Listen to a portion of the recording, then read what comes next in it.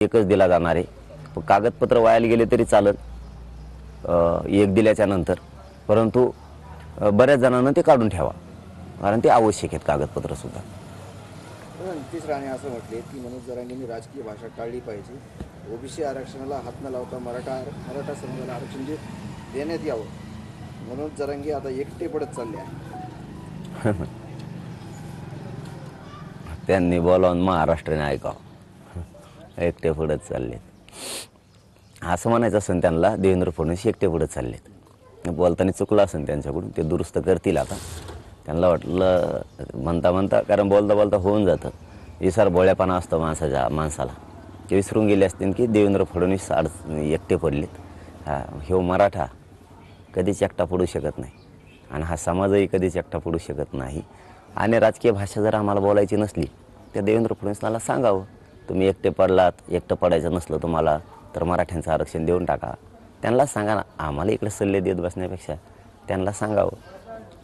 आपल्या मागणी आहे सगळ्या सोयऱ्याची जे अध्यादेश अंमलबजावणी करावी किंवा गॅजेट असतील, या सर्व मागण्यासाठी 13 जुलै तारीख दिली होती, नंतर आपण 13 ऑगस्ट दिली, ती तारीख संपली। आता पुढची भूमिका काय असणार आहे? सरळ सरळ भूमिका दिसते सरकारची, बहाणे करायचे, फक्त द्यायचं नाही। म्हणजे 1 महिना मागायचा, परत 2 महिने करायचे, केले ना समाजानं 2 महिने। काल 2 महिने झाले दिलेल्या वेळेला, या 2 महिन्यात साध्या हैदराबादचे गॅजेटचे डॉक्युमेंटसुद्धा आले नाही का अख्ख्या 2 महिन्यात? आम्हाला सांगा काय खर्च लागतोय तिथला, ते 8,000 जे कागदपत्र सापडले त्याचा आम्ही देतो, आम्ही समाज वर्गणी करून उद्या सकाळी देतो तुम्हाला। हे मी मागच सांगितलं होतं बघा, 20-22 दिवसापूर्वी दौरा निघायच्या अगोदरच, की यांनी आता आम्हाला अशा सोडावे लागणार, हे देणार आहेत म्हणून आरक्षण आपल्यालाच लढून ते मिळावं लागणार आहे, किंवा सत्तेकडे जावं लागणार आहे। कारण ते एकूण दिसतंय गुन्हे मागं घेतो सरसकट म्हणले, कुठं कापऱ्या घेतलेत वाटतं, ते बी आणखीन माहीत नाही घेतलेत का नाही घ्यायला लावलेत। हैदराबादचं गॅजेट, सातारा संस्थांचं गॅजेट, बॉम्बे गव्हर्नमेंटचं गॅजेट घेतो म्हणले, ते घेतलं नाही। सगळ्या सोयरीची अंमलबजावणी करायला यांना 8-8 महिने लागायला लागलेत।